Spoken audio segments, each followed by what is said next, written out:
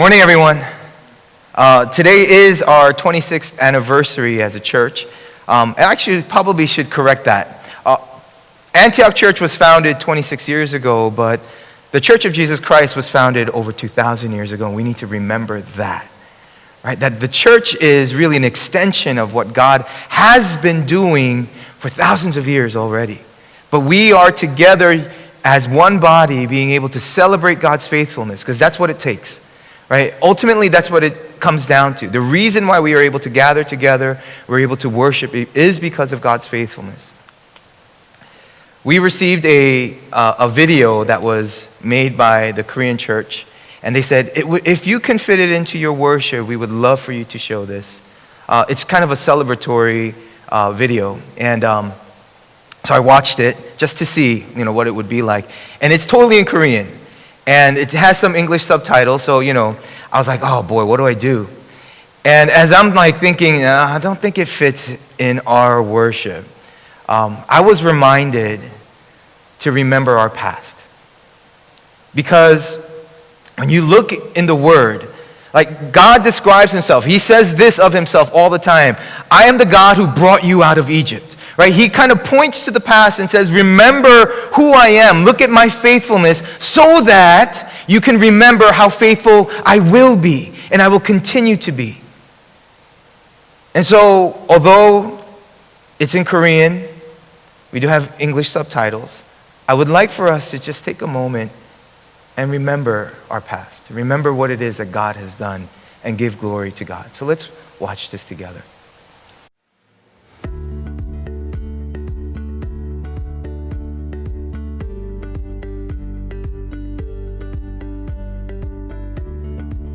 (1994년도) 4월경인 것 같은데 목사님 만나 뵌 게 1994년 10월에 왔어요. 1994년 2월 달이죠. 근데 우리 어머니만 그 새순교회 다니셨고, 그래서 난 딴 교회를 다니셨는데, 어머니가 이제 안디교회 이제 합쳐진 새순교회랑 합쳐진 안디교회 나오시면서 내가 그 당시에 나는 이제 왔다구나.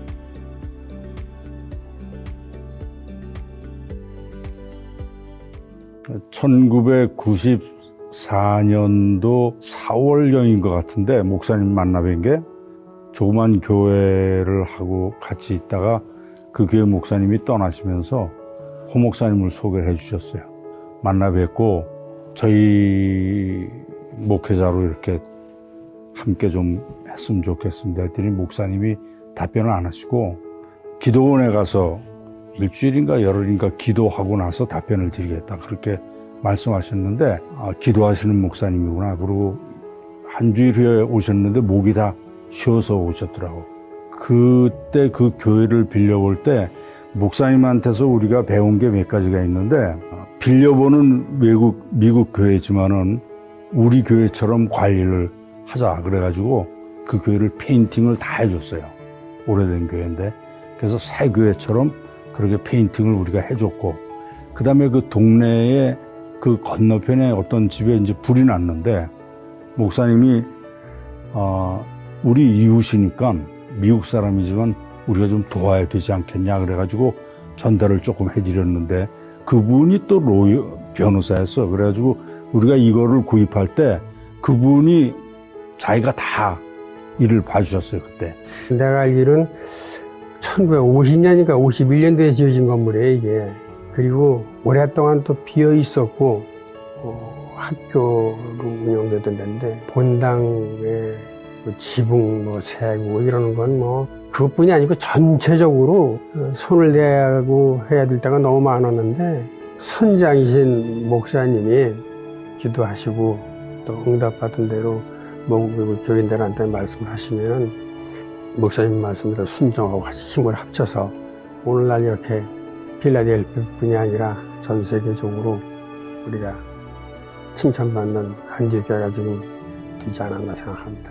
또 찬양팀에서 사역을 했는데, 그때는 필라델피아 찬양팀이 하나도 없을 때고, 또 뉴욕에서도 거의 찬양팀이 많이 없었습니다. 찬양 속에서 기도와 또 말씀이 그 안에 있잖아요. 그래서 은혜를 받으면서 지낼 수 있었고요. 그 다음에는 선교입니다. 선교 전도.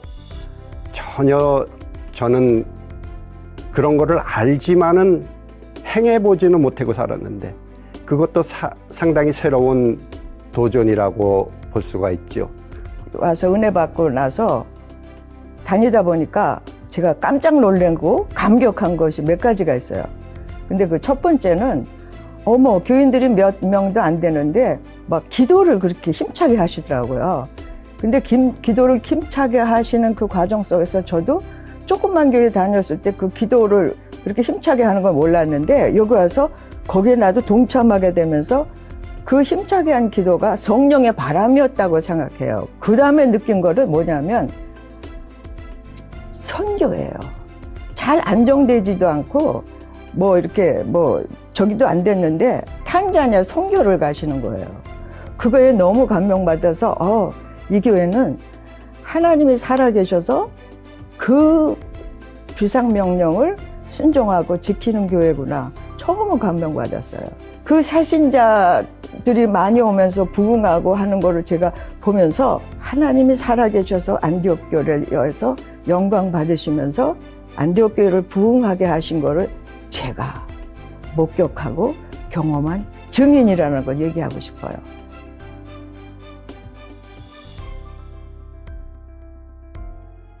가장 좋은 교회에서 우리가 신앙생활하고 좋은 성도들, 좋은 목사님 모시고 있다는 걸 알고 자랑도 하고 선전도 했으면 좋겠어요. 그동안에 나는 코로나 때문에 나이도 많고 그러니까 교회에 이제 참석하는 걸 못하고 그냥 교회에 아침에 차 타고 와서 헌금 내고서는 차 안에서 앉아서 예배를 이제 끝날 때까지 차 안에서 혼자 예배 보고 그러고 가고 그랬거든요. 집에서 예배 보지 말고 교회 참석 못하는 사람들은 차 타고 와서 교회 마당에서 차 안에서 예배 보고 가는 거. 그것도 자기가 자기 자신을 다스리는 방법이라고 생각해요. 목사님 말씀에 순종하는 우리 성도들이 됐으면 좋겠어요. 저처럼 참 오랜 시간이 지난 후에 후회하고 이런 일을 피할 수 있지 않을까 그렇게 생각합니다. 지금 참 지혜롭게 어려운 때를 잘 넘기고 있다고 이렇게 생각을 합니다. 그리고 특별히 젊은 분들에게 할 수 있을 때 최선을 다해서 열심을 내서 하십시오. 스스로 하는 것은 하나님의 큰 축복입니다라고 말씀드리고 싶습니다. 지금까지는 좀 외적인 복음 전거를 했잖아요. 선교를 가고 이렇게 했는데 지금은 내적인 복음 전도로 가정이 살아나고 그 다음에 사랑이 살아나서 교회를 사랑하고 하나 되는데 하나님의 역사가 있을 줄 믿습니다.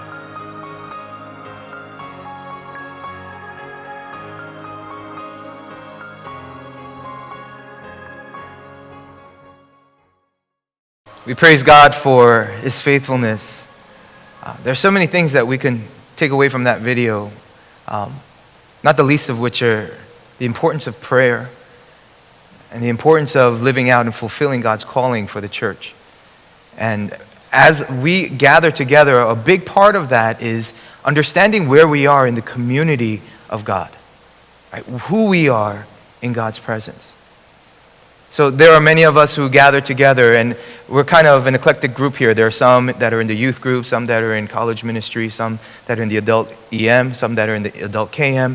And we're so glad that every single one of you are here worshiping, but it's important to remember that just this hour does not equate church, right? Because church is the body of Christ that gathers together, right? It's the body of Christ that joins in together, not because we're sitting in the room together, but because we gather and collect our hearts together. And so community is so important. So I want to encourage you not to just simply worship with us, but to actually get involved in your own ministry. Right? So if you are a youth member, don't let this hour be the 1 hour that you're spending with God, but actually spend time with your youth group as well. For college ministry, join in the college ministry groups and gatherings that exist throughout the week. For the EM and the KM adult members, please go and be a part of your life groups, right? And gather together and do your best to participate in the collecting of your hearts, because that is what God has called us to do. So if you ever watch HGTV, I don't really watch often, but they have certain vocabulary. They have certain words that they use, right? Some of the things that they use is, like, they'll say something like Spanish tile, right? It means that they brought tile from Spain in order to put tile down on their flooring, right? Or another one is Brazilian wood, right? It's a Brazilian, I don't know, I just made up words, a Brazilian cherry wood or whatever it may be, right? They get wood from these foreign countries and they import it so that they can build their home in this way. So it's supposed to be like extravagant. You're getting the best from around the world. HGTV, they don't talk about furniture as if it's like, oh, this chair or this couch. They say this piece, right? As if it's more sophisticated to use that. And so they say, oh, this piece is Corinthian leather, right? It's like, oh my gosh, that sounds amazing. I don't even know anything about Corinthian leather, but it just sounds like it would be more sophisticated. It sounds like it would be nice. And I was like, man, it must be nice living that way. And then I realized I also have imported furniture, designed in Sweden, right? And built in China, right? This is like, the reality is, when we think about what is the best in the world, God kind of does his thing. He puts different people in different places and different abilities and resources in different places so that each thing or each place would be able to create the very best, what they are capable of. But then he does something interesting. He gathers it all together from across the world. That is called diaspora. Right? It's the scattering that we talk about. The scattering of what God is doing, where he just kind of, diaspora is kind of like a farming term, right? Where you just kind of take seed and you scatter it. But the interesting thing is, like for us as people, you scatter and it all is kind of random. Things will fall where they will fall. But God being who he is, as he scatters, he knows where every single seed will land.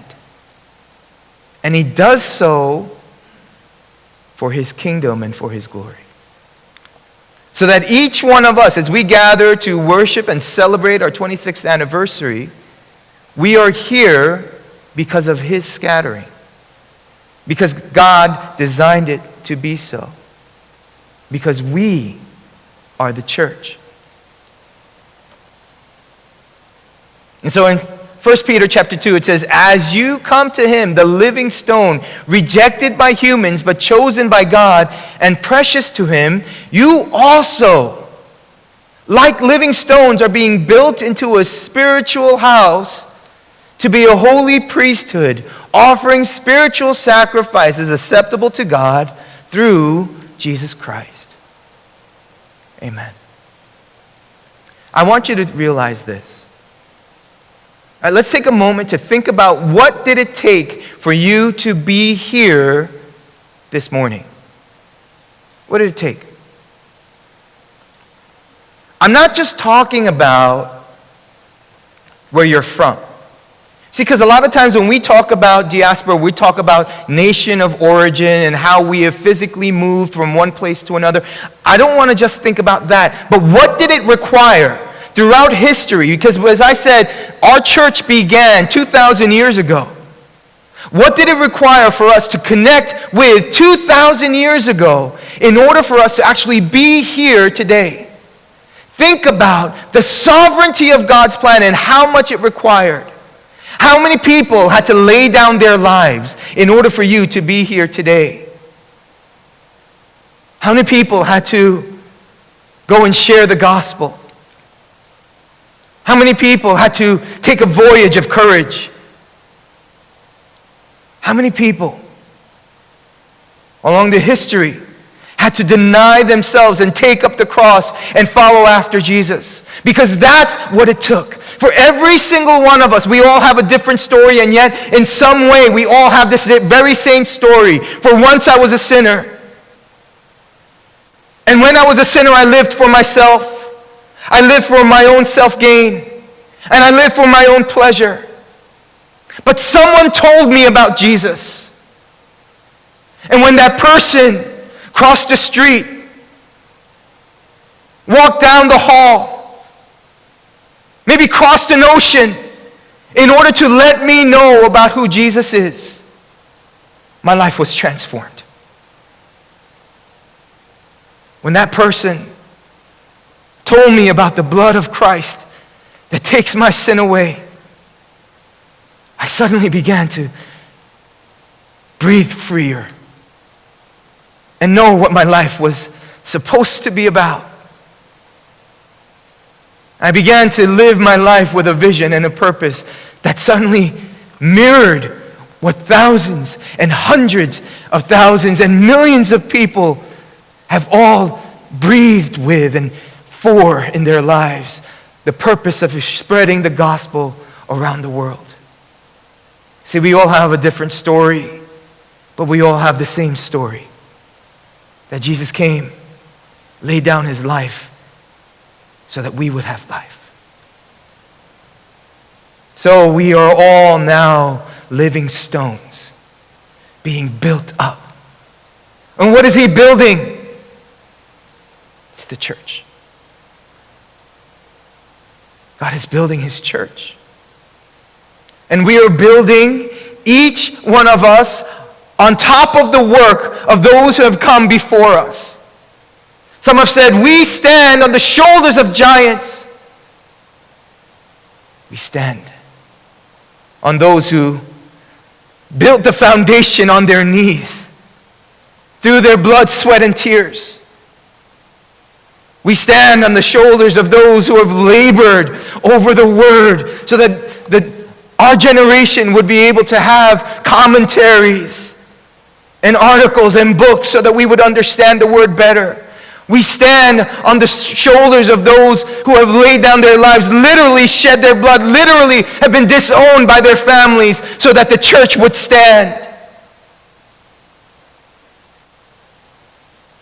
For it's been said, that's the blood of the martyrs that is the seed of the church. We stand on the shoulders of giants. And we, each one, are now living stones, a part of the same church, scattered by God's grace, so that each one of us are here today for his purpose. But in fact, God has placed the parts in the body, every one of them, just as he wanted them to be. You in your life, you may say to yourself, how did I get here? Maybe you're at a place where you're just kind of where you think is a valley of your life, and you're thinking to yourself, what has happened to me? What's happened to my life? And you're thinking to yourself, how did this happen to me? I thought that, and you had a vision for your life that was totally different from where you are today. And I want to tell you that God is still in control this very day in your life. For God has placed the parts of the body, every one of them, just as he wanted them to be. There's not a single one of us that has been placed here by accident. There's not a single one of us that are a part of this church just because, or because we have no choice. But God has decided it before we were even conceived in our mother's womb. God knows. And God has a plan. Maybe up to this point, you can't quite see exactly what God is doing. But that's all right. Because you don't need to see the plan, you just need to see the designer. You don't need to see the plan, you just need to see who it is that is leading your life. You just follow the road that He's taking you down, because God is in control. He's the one that knows you and has known you from the very beginning of your life. Every step, through every mountaintop, through every victory, through all those moments when you celebrated and thought, oh my goodness, this world, this life is just amazing. And those moments when you sat back and thought, it doesn't get any better than this. God was always with you through every moment. But also every moment when you questioned, God, where are you? God, why is this happening? God, I don't know if I can take it much longer. God, I don't know how to survive this situation. God is with you and has been with you all the way. In fact, God has placed the parts of the body, every one of them, just as He wanted them to be. He has a purpose. There was a point in church history when it almost felt as though things were just kind of spiraling out of control. There's a time of great persecution. It says, on that day, a great persecution broke out against the church in Jerusalem, and all except the apostles were scattered throughout Judea and Samaria. So think about that. Now, up to this point, we know thousands of people had come to church. Thousands of people had come and gathered together to be a part of the body of Christ. A great revival was happening. And then persecution broke out. The apostles were left. From thousands to 12. So easy to think, God, what was that for? They're all scattered now. So easy to think, what more can we do? So it says, godly men buried Stephen and mourned deeply for him. And Saul began to destroy the church. Going from house to house, he dragged off both men and women and put them in prison. This persecution was great.